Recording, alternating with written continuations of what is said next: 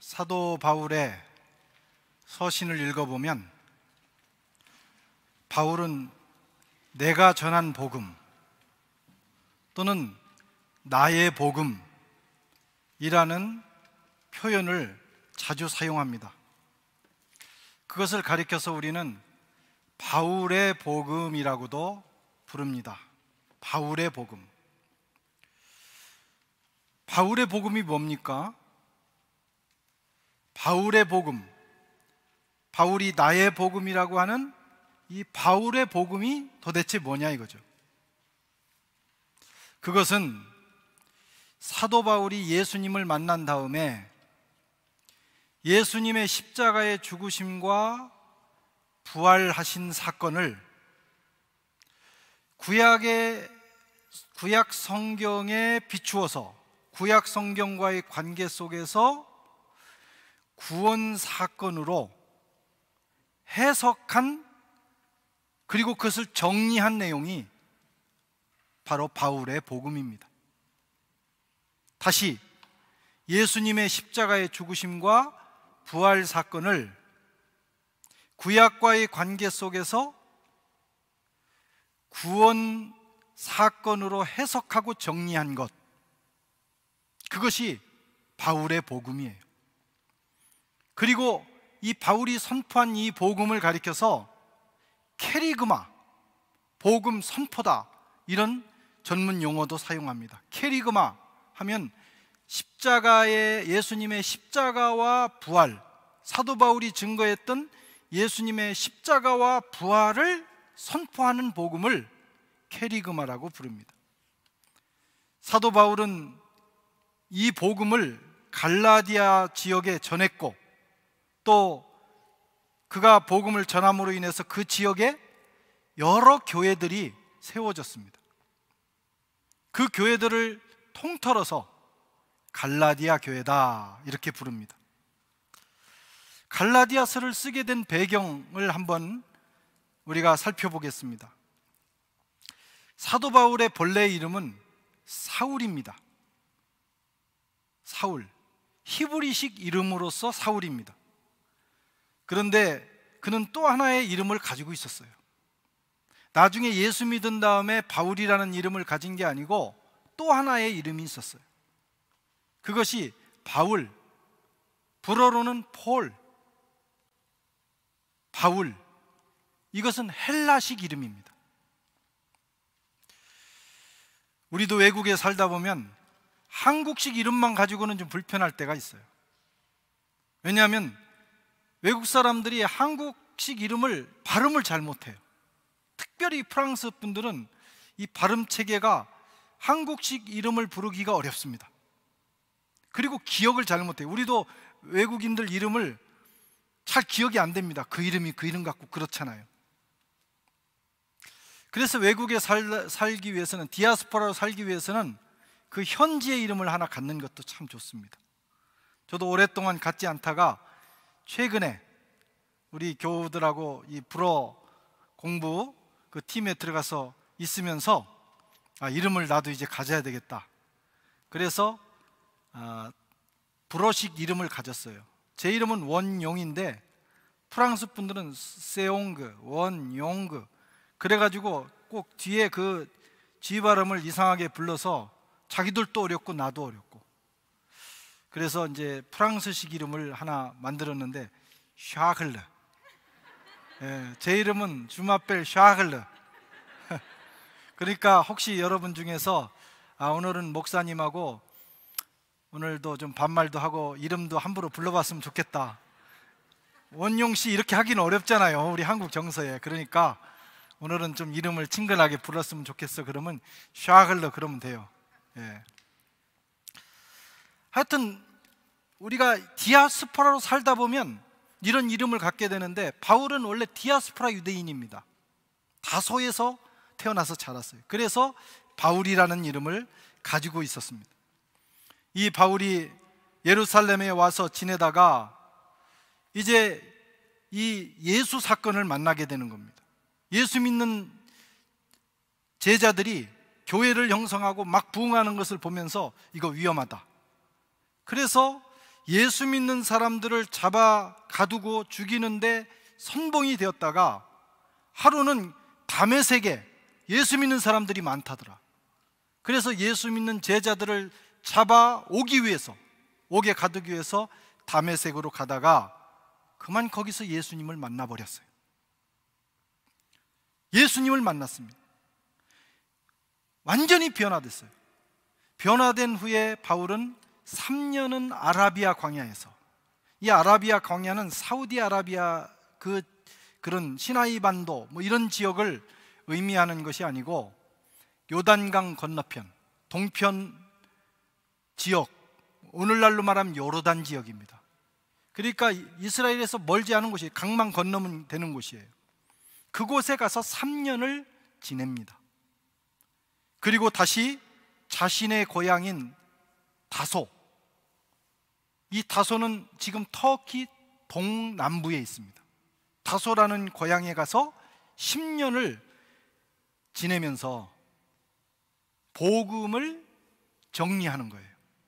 예수님으로부터 계시를 받고 성령께서 가르쳐 주시는 걸 따라, 또 자기가 그동안 배운 그 구약의 신앙을 따라, 그 지식을 따라 복음을 정리했어요. 그것이 바울의 복음입니다. 그렇게 지내다가 나중에 바나바의 요청에 의해서 이 바울이 수리아 안디옥 교회, 다소에서 멀지를 않습니다. 그곳에 가서 이제 1년 동안 바나바와 함께 목회를 하는데 교회가 크게 부흥했어요. 그렇게 되자 이제 수리아 안디옥 교회가 금식하고 기도하면서 바나바와 바울과 마가 요한을 선교사로 파송을 합니다. 복음을 전하도록. 그것이 제1차 선교 여행입니다. 그래서 이 바울과 바나바가 마가 요한은 도중에 이제 이탈하고, 바울과 바나바가 그 지역을 다니면서, 여러 지역을 다니면서 복음을 전했는데, 그 중에서 터키 지역에 있는 갈라디아 지역에 여러 지역에 복음을 전합니다. 비시디아, 안디옥, 이고니온, 더베, 루스드라, 이런 지역에 가서 복음을 전해요. 그렇게 해서 교회가 세워졌습니다. 다시 말하면 사도 바울에게 있어서는 이 지역은 첫 열매와 같은 지역이에요. 그런데 이 갈라디아 지역, 방금 말씀드린 이 도시가 있는 이 지역은 많은 열매도 나왔지만 사도 바울에게 있어서는 큰 박해, 고통이 있었던 지역이기도 합니다. 특별히 루스드라라고 하는 지역에서는 복음을 전하다가 바울이 복음 전하는 것을 반대하는 무리들에 의해서 돌에 맞아서 죽습니다. 얼마나 많이 돌을 던졌는지 바울이 죽어버렸어요. 그래서 사람들이 이 시체를, 바울의 시체를 루스드라 시 밖에다가 내어다 던졌는데 하나님께서 그를 살리신 거예요. 그래서 죽은 그가 다시 살아납니다. 그가 죽음에 이르는 경험을 했다라고 하는 표현을 여러 번 하는데, 그것이 바로 이 루스드라 지역, 갈라디아 교회가 있는 지역입니다. 놀라운 일이 일어난 거죠. 그리고 엄청난 박해를 경험한 거죠. 그런데 여러분 기억하셔야 될 것은, 이렇게 죽음에 이르는 박해를 받은 그 지역에서 사도 바울이 복음을 전하다가 죽었다가 살아난 그 과정을 한 젊은이가 지켜봤어요. 하다가 그만 그 젊은이가 바울의 복음을 받아들이게 됩니다. 그의 이름이 디모데입니다. 그리고 디모데는 제2차 전도 여행 때 바울의 선교 여행에 동참을 하는 아주 중요한 제자가 돼요. 그러니까 인간적으로는 루스드라에서 바울이 맞아 죽었어요. 실패한 것 같이 보여요. 엄청난 고난을 받았어요. 그런데 그 고난을 통해서 위대한 열매가 맺혀진 거예요. 교회도 세워졌지만 그 평생의 동역자인 디모데가 거기서 생겨난 것입니다. 남자들은요, 평생 군대 얘기합니다. 남자들이 모여서 얘기를 하거나 술자리를 하거나 하면 나중에 보면 다 마지막 깔때기처럼 모이는 게 뭐냐면 군대 얘기예요. 군대 얘기. 왜? 고생했기 때문에 잊혀지지 않는 거예요. 보람도 있지만, 국가를 위한 보람도 있지만 대개 군대 가서 고생한 얘기입니다.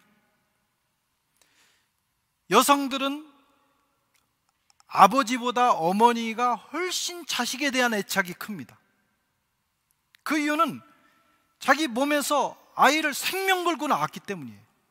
고생하면서 낳았기 때문에. 고생하면 애착이 있는 거예요. 사도 바울에게 있어서 이 갈라디아 교회는 그런 교회입니다. 죽음을 경험하고 개척한 교회. 그래서 사도 바울은 이 교회를 2차 전도여행 때도 가고 3차 전도여행 때도 가고 꼭 그 지역을 돌아가요.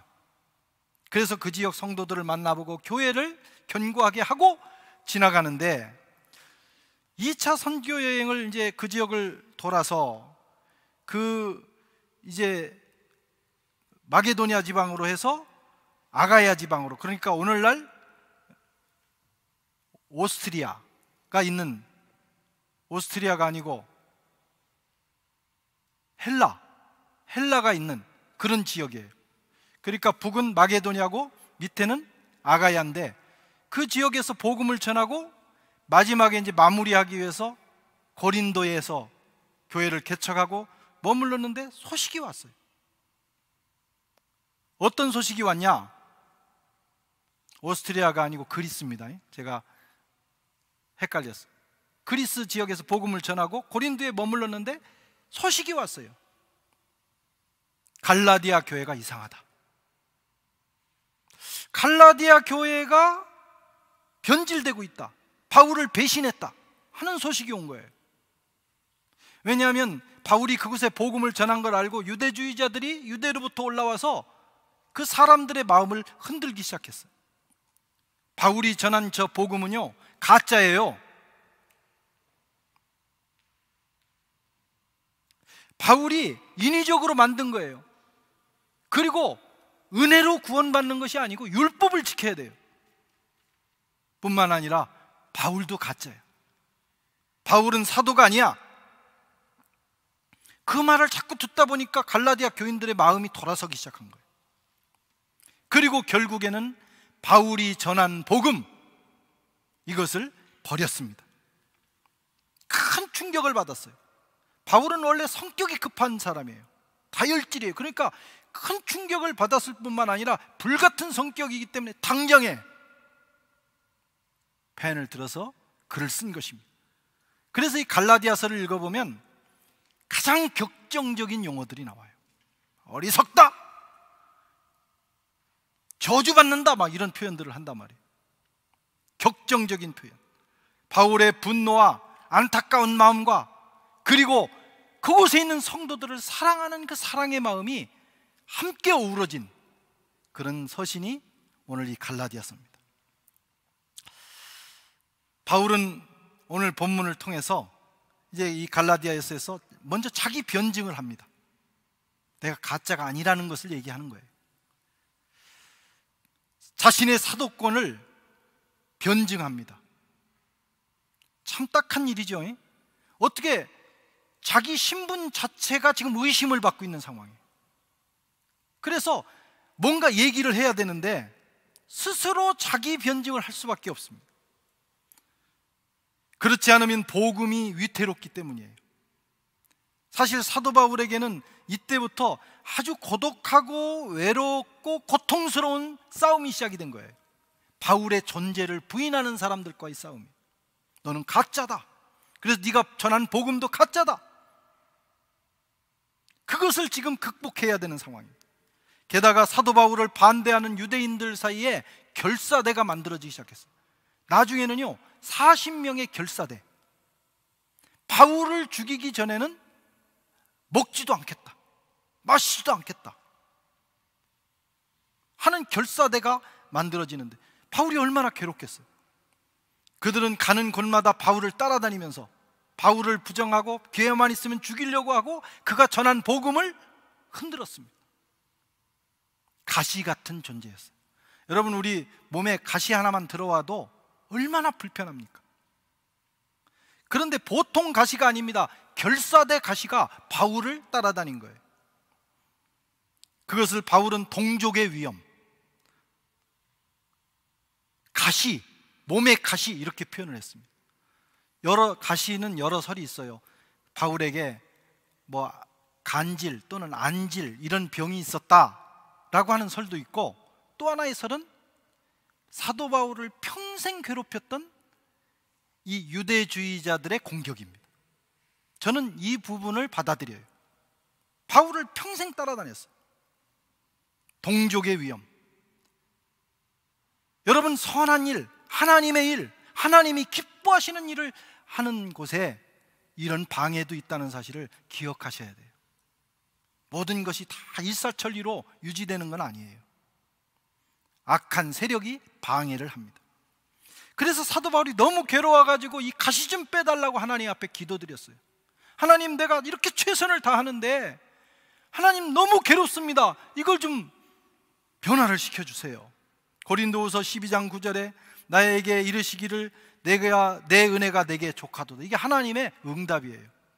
가시 좀 빼주시면 내가 더 최선을 다해서 복음을 전하겠습니다 그랬더니 내 은혜가 내게 족하도다. 이는 내 능력이 약한 데서 온전하여 짐이라 하신지라. 그러므로 도리어 크게 기뻐함으로 나의 여러 약한 것들에 대하여 자랑하리니 이는 그리스도의 능력이 내게 머물게 하려 함이니라. 하나님이 허락하시질 않았어요.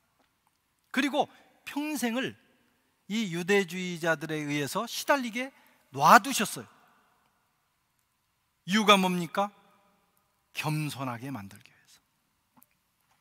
바울은 신령한 체험을 많이 한 사람이에요. 계시를 많이 받은 사람이에요. 복음을 정리할 만큼 계시를 받은 사람이에요. 3층 천에도 올라간 사람이에요. 하늘의 세계를 경험했다 이거. 자칫하면 교만해지기 딱 좋은 사람, 교만하기 가장 좋은 사람이 이 사람이에요. 교만하면 끝납니다. 하나님의 은혜와 능력이 순식간에 떠나는 거예요. 교만, 그것이 가장 무서운 죄거든요. 교만은 마귀가 범했던 죄거든요. 그래서 하나님은 교만한 자는 물리치시고 겸손한 자를 가까이 하시는 거예요. 우리가 잘 될 때, 편안할 때, 좋은 위치에 올라갈 때 가장 경계해야 되는 것은요, 교만입니다. 교만이 내 속에 들어오는 순간 하나님의 은혜는 떠나요. 하나님은 사도 바울을 계속해서 겸손하게 하기 위해서 가시를 붙여주신 거예요. 하나님이 일부러 바울을 괴롭힌 게 아니에요. 하나님이 저와 여러분을 일부러 괴롭히시는 게 아니에요. 가시가 누구에게나 있어요. 겸손하게 하기 위해서. 그래서 하나님의 은혜가 계속해서 머물 수 있도록 하시기 위해서 허락하시는 거예요. 바울은 겸손함으로 하나님의 능력이 항상 그에게 머물렀어요.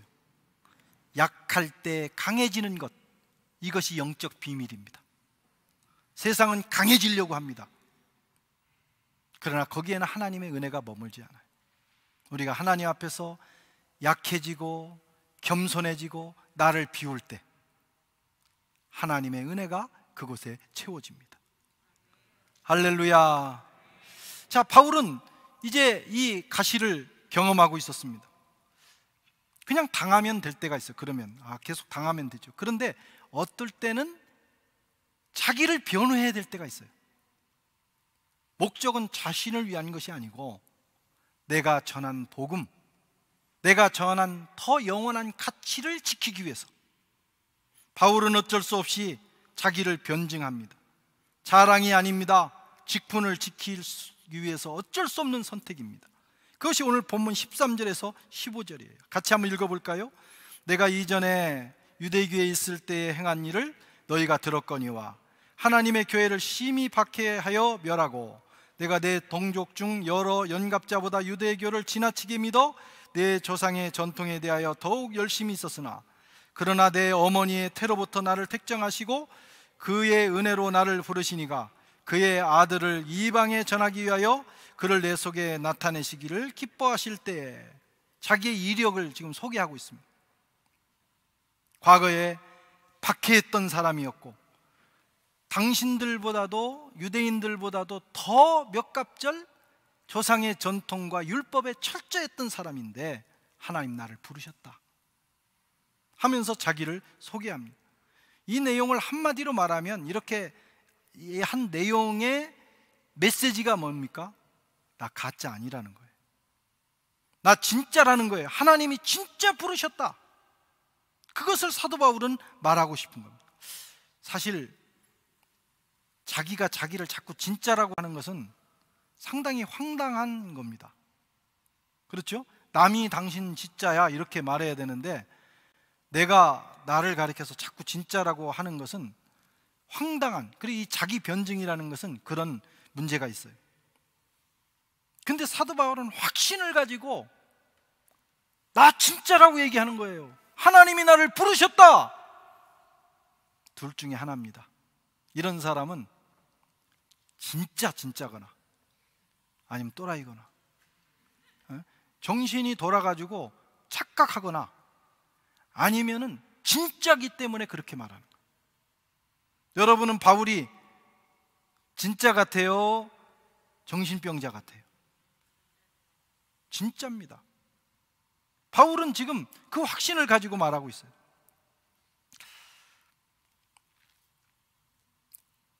증명을 해야 될 거 아니에요. 그런데 지금 자기는 하나님이 나를 이렇게 테러부터 부르셨고 이렇게 했다고 말을 하지만 그게 이제 증명이 돼야 돼요. 그 증명 중에 하나가 뭐냐면 과거에 아주 독실한 유대인으로서 예수 믿는 사람들을 죽이는데 인생을 걸었는데 갑자기 변한 거예요. 사람이 갑자기 변해서 그 예수를 따르는 거예요. 이 사건이 바울이 진짜라는 것입니다. 바울은 지금 그걸 얘기하는 거예요. 내가 이렇게 변한 것이 이게 진짜라는 거예요. 내가 예수를 만났기 때문에, 그리고 그분이 나를 부르셨기 때문에 내가 과거에 박해하던 내가 지금은 박해받는 길로 들어섰다. 나 진짜 사도다. 또 한 가지는 자기가 한 말을 위해서 죽음을 무릅써야 되는데 사실 바울은 죽음을 무릅쓰다가 마지막에 죽습니다. 그래서 진짜인 거예요. 만약에 자기가 이 사기를 쳐가지고 가짜인데 그렇게 속이고 다니는 사람은 잘 될 때는 진짜 행사를 하지만 이렇게 박해를 받거나 아니면 단두대에서 목이 잘릴 때, 참수될 때 어떤 사람이 자기가 만든 거짓말 가지고 참수되겠어요? 나 아니라고 이렇게 하면 되는데 사도 바울은 끝까지 그 길을 걸어갔어요. 그래서 자기가 하나님이 부르신 진짜 사도임을 그 생애를 통해서 보여주었습니다. 어쨌든 지금은 죽을 때가 아니니까 지금은 말로 설명하는 수밖에 없는 거예요. 나 진짜라고. 그러니 내가 전한 복음도 진짜라고, 그 말을 하고 싶은 거예요. 사도 바울은 이어서 복음을 변증합니다. 바울의 복음은 사실 사도들이 전했던 복음하고 조금 차이가 있었어요. 사도들은 예수님을 직접 따라다녀서 예수님이 육신으로 계셨을 때의 모습을 확연하게 봤기 때문에 그 부분에 많은 포커싱이 됐어요. 사도 바울은 본 적이 없어요. 그래서 십자가의 죽음과 부활 사건을 가지고 복음을 해석하기 때문에 사도들하고는 뭔가 분위기가 달라요. 거기다가 이 사도 바울은 당대의 최고의 석학이었어요.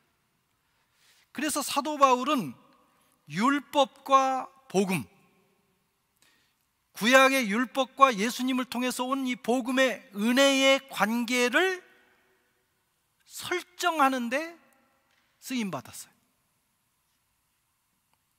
율법과 복음의 관계.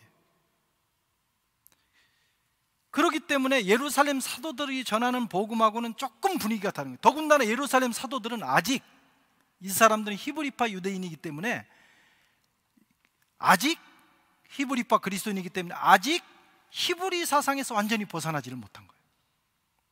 예수님을 믿어서 주님의 제자가 됐지만 여전히 율법 아래에 있는 그 중간 정도에 있는 그런 사람들이었어요.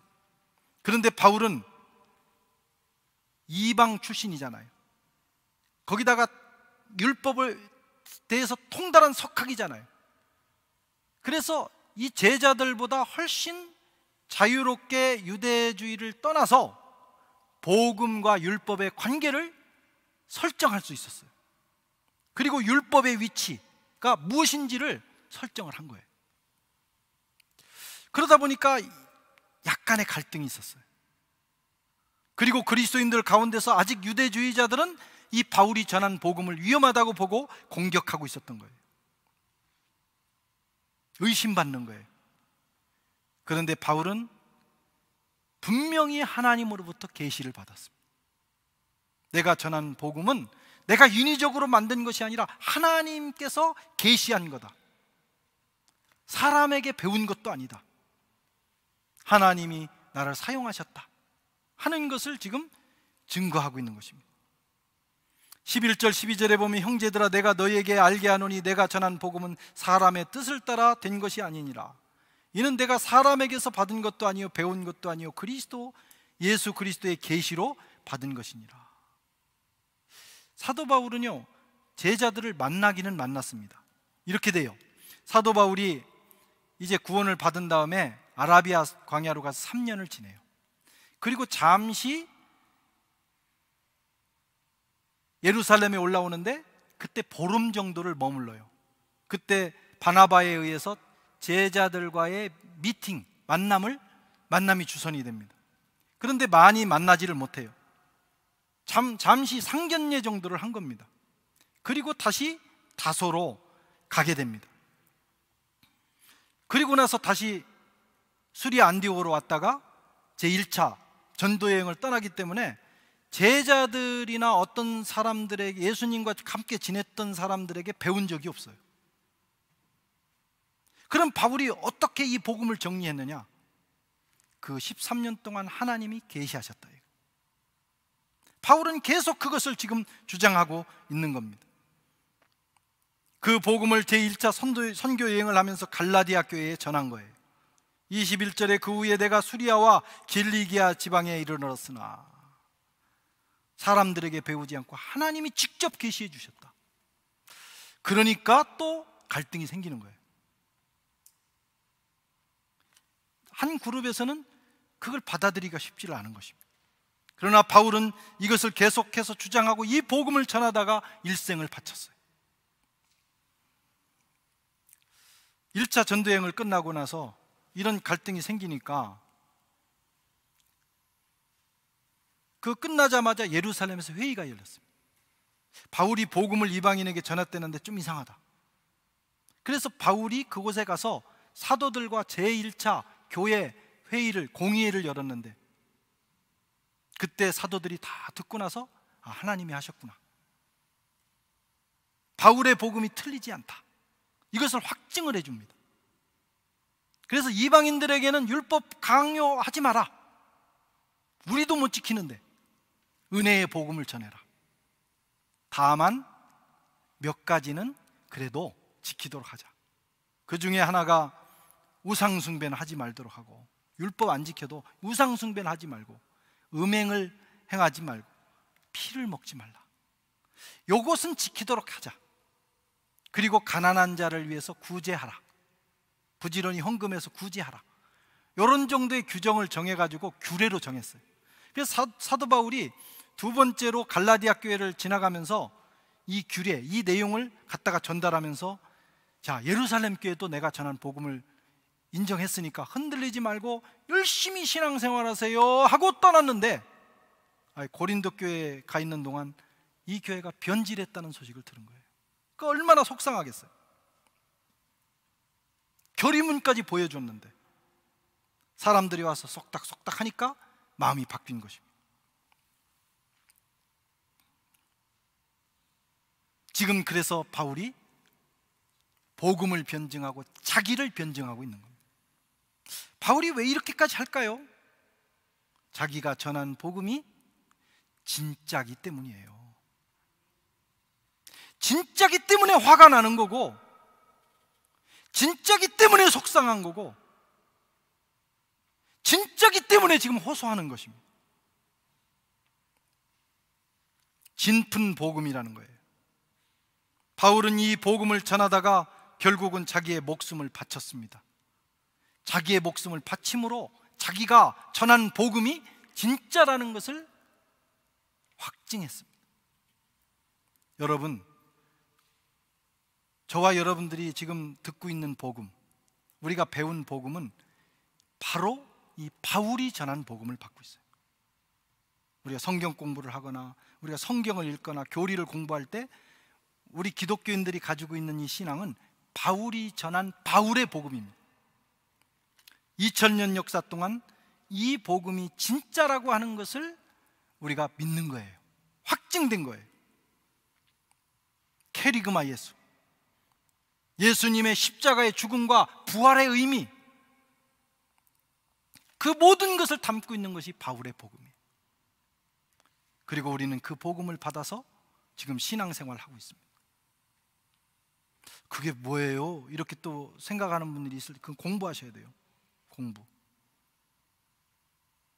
우리가 받은 복음은 그렇다. 앞으로 이제 우리가 계속해서 공부를 하게 될 것입니다. 바울의 복음 안에는 하나님이 우리에게 주시기를 원하셨던 가장 소중한 보물이 들어있어요. 하늘의 생명, 영생, 하나님의 마음, 하나님의 사랑, 저와 여러분들을 향하신 하나님의 영원한 계획, 모든 것이 복음 안에 들어있어요. 진짜 복음. 근데 진짜 복음을 줬는데요, 이 진짜 복음 안에는 하나님의 아들의 생명의 가치가 들어있다니까. 뭐 돈 1억, 2억, 10억, 뭐 인간의 목숨 정도와 바꿀 수 있는 게 아니에요. 하늘이 들어있어요, 우리가 받은 복음이. 그런데 갈라디아 교인들이 그걸 누가 와서 몇 마디 하니까 그 복음을 엿바꿔 먹은 거예요. 오늘 우리도 이 복음, 하나님의 아들의 십자가의 죽음과 부활을 통해서 이루어진 사도 바울이 목숨을 바쳐서 전달해 준 이 복음을 받았지만, 작은 일들, 희한하잖아요. 작은 일, 우리가 시험 들고 넘어지는 게 뭐냐면 작은 일이에요.